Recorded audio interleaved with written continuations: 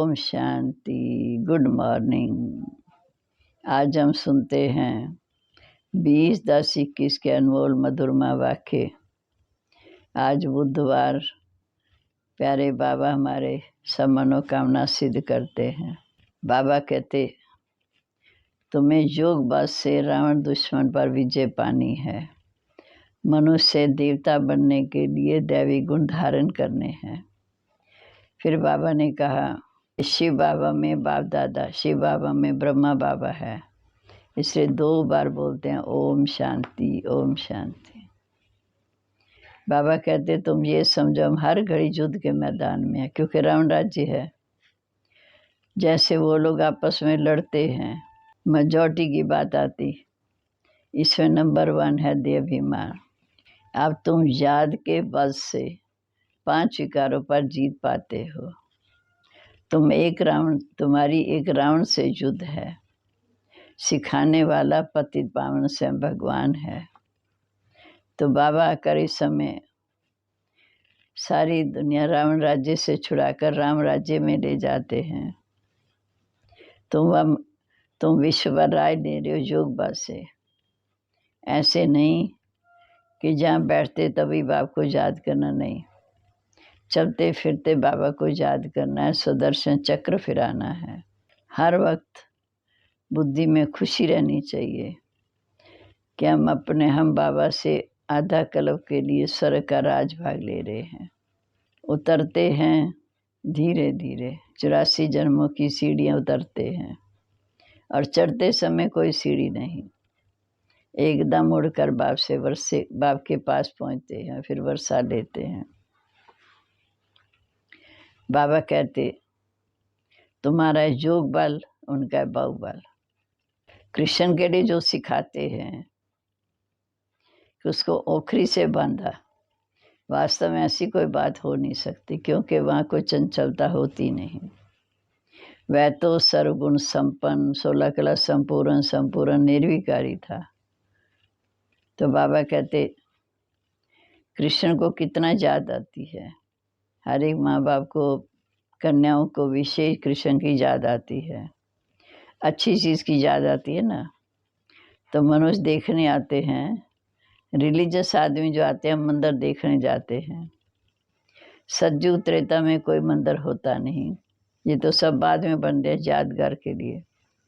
सतयुग में त्योहार आदि भी नहीं होते। यहाँ तो त्योहार मनाते हैं खुशियों के लिए, और सतयुग में तो सदैव खुशियाँ हैं। अब हम सुनते आज की महावाक्य, वहाँ तो आयु भी लंबी होती। बाबा कहते, मीठे बच्चे, तुम्हें योग बल से रावण दुश्मन पर जीत पानी है।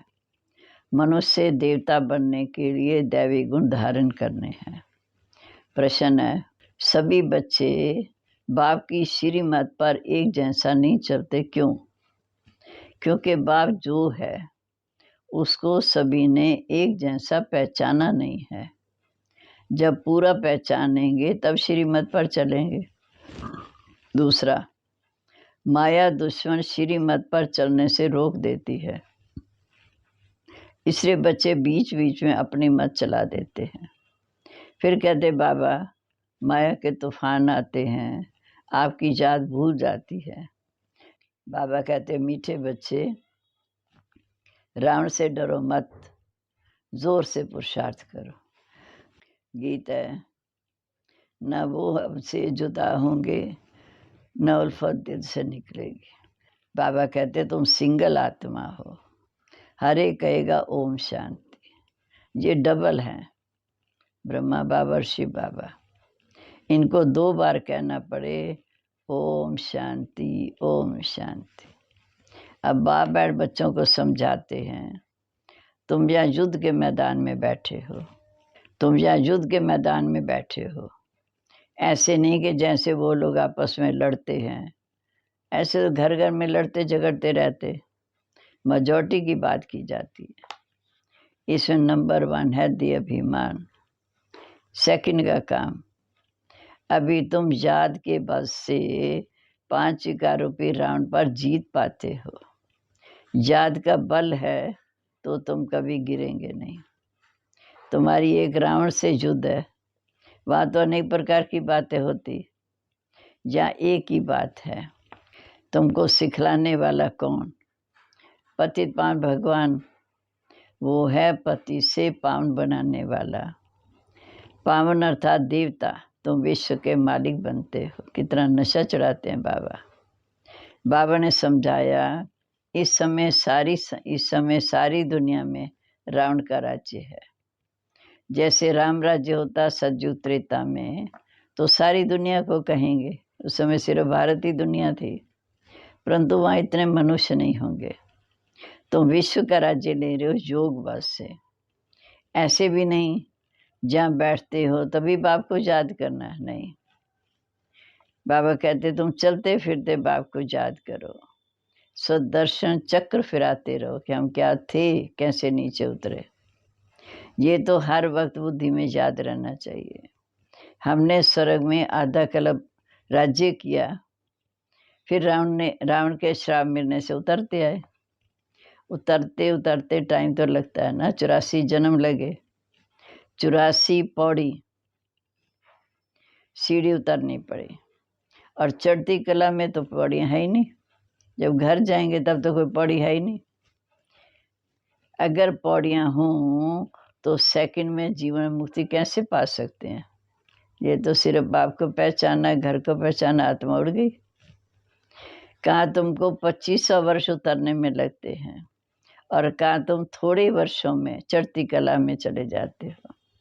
क्योंकि तुम्हारा है योग बल, उनका है बहुबल। द्वापर से लेकर उतरते हैं, फिर बहुबल शुरू हो जाता है। कृष्ण के लिए जो दिखाया, ओखरी से बांधा, वास्तव में ऐसी कोई बात होती नहीं। वहाँ बच्चा कोई चंचल होता ही नहीं। वह तो सर्वगुण संपन्न, 16 कला संपूर्ण निर्विकारी होता। कृष्ण को कितना प्यार से याद करते हैं। अच्छी चीज की याद आती है ना। जैसे दुनिया में 7 वंडर्स हैं, तो मनुष्यों को याद आते हैं, देखने जाते हैं। आबू में अच्छे से अच्छी चीज क्या है जो मनुष्य देखने जाते? वो भी अच्छा।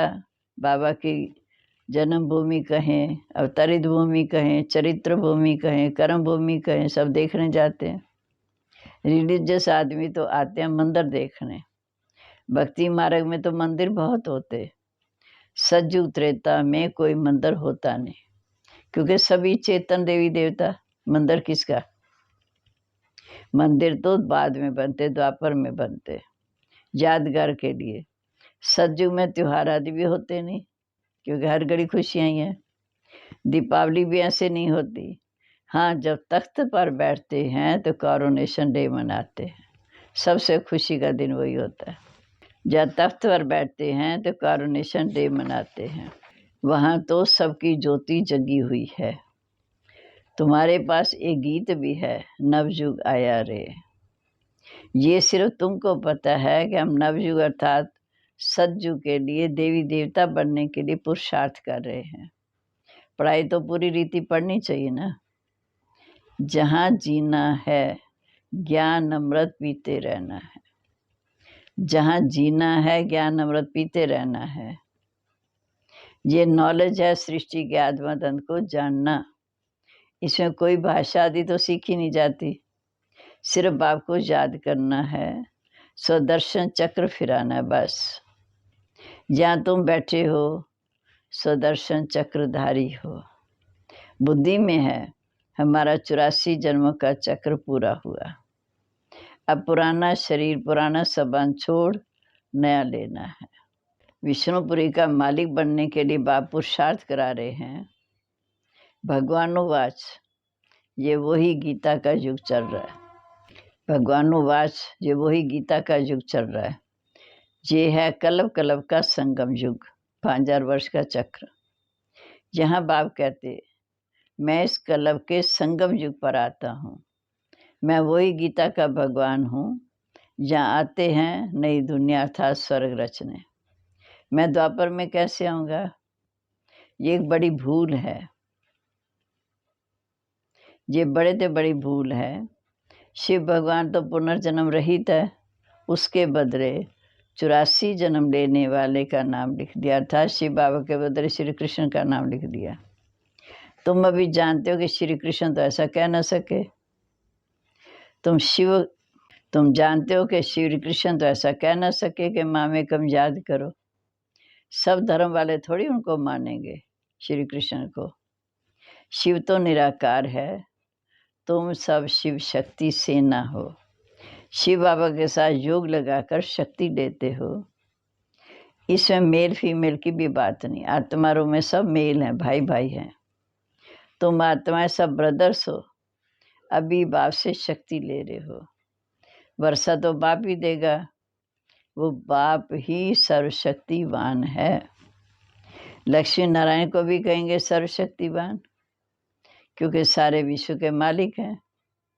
उन्होंने ये राज्य कैसे पाया? अभी भारत तो क्या सारी दुनिया में रावण का राज्य है। कोई राजाएं होते तो मालूम होता है कि उनके बड़ों ने ये रजाई ली थी जो चलती आई। ये तो सतयुग आदि से चले आए हैं, देवी देवता सतयुग से चले आए, तो ज़रूर इनसे पहले जन्म में पुरुषार्थ किया होगा। ऐसा पुरुषार्थ जो इतने ऊंचे वर्षे के अधिकारी बने, अर्थात इससे पहले का समय संगम युग, संगम पर पुरुषार्थ किया। पतित राजाई मिलती है दान पुण्य करने से।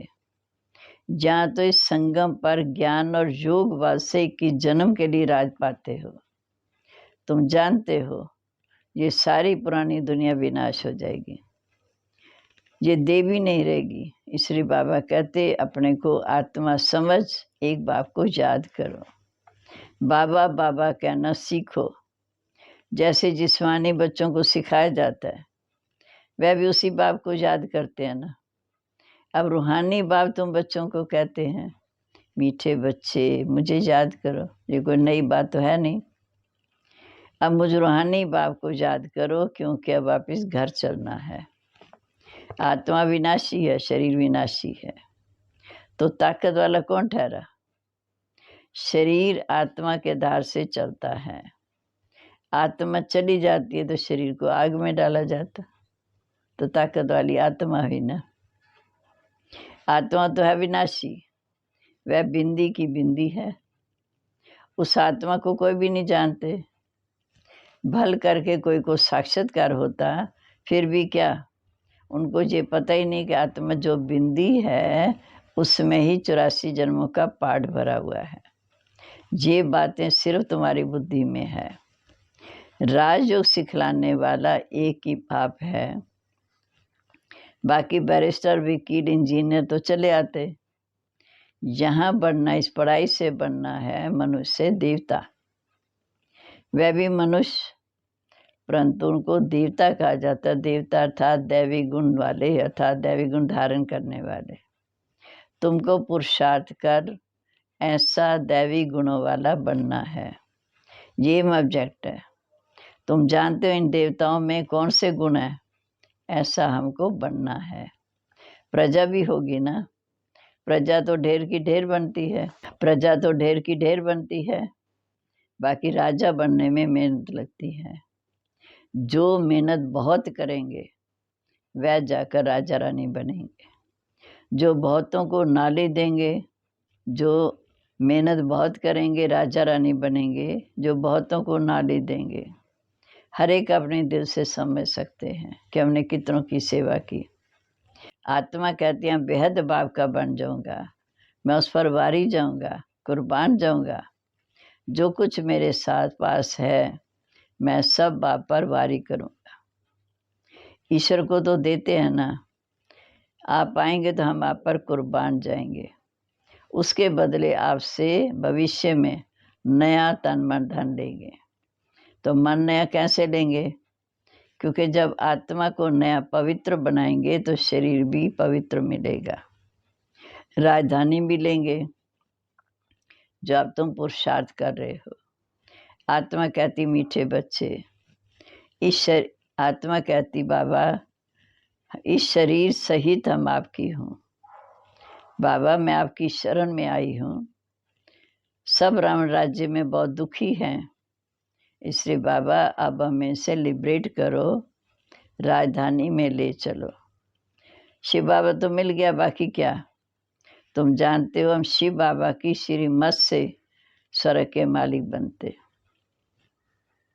अब फिर श्रीमत का पालन करना है तो ज़रूर जो कल पहले आए होंगे वो आएंगे, श्रीमत से ऊंच बनेंगे।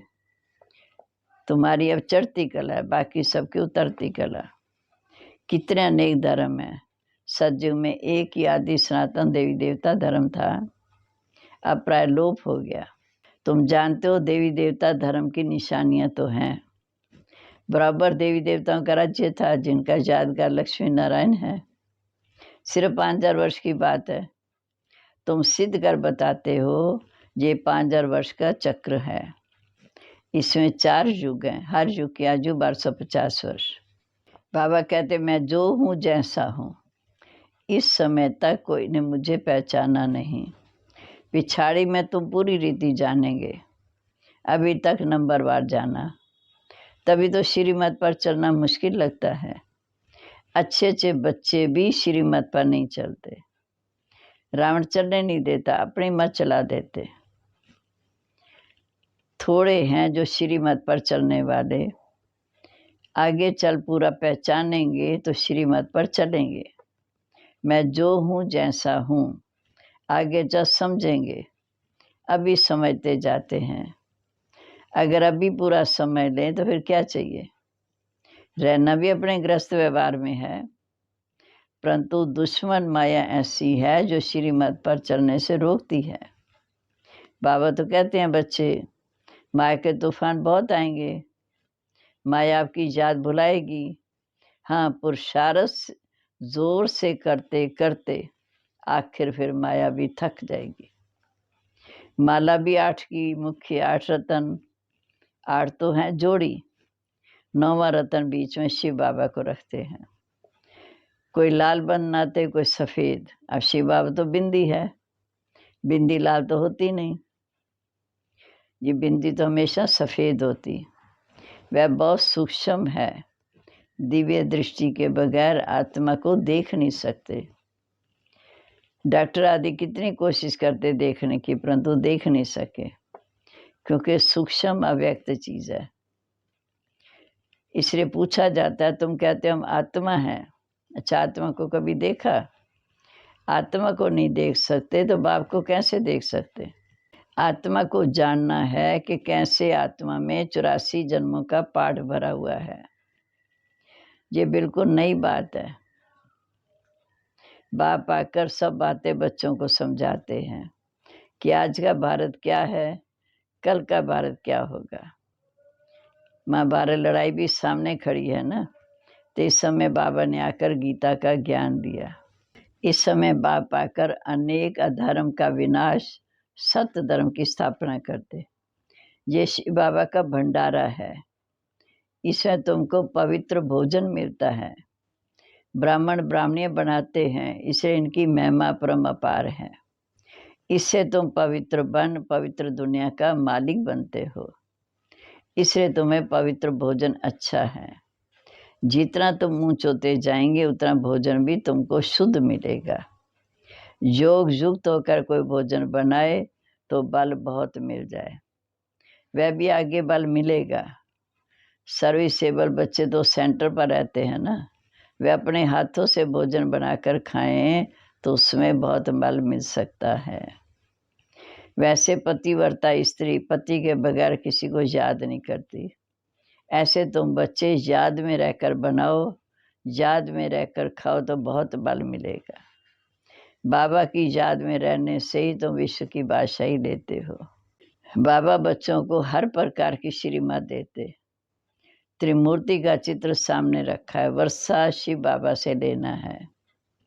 कुछ ना कुछ युक्ति करते रहो। बाबा अपना मिसाल देते हैं।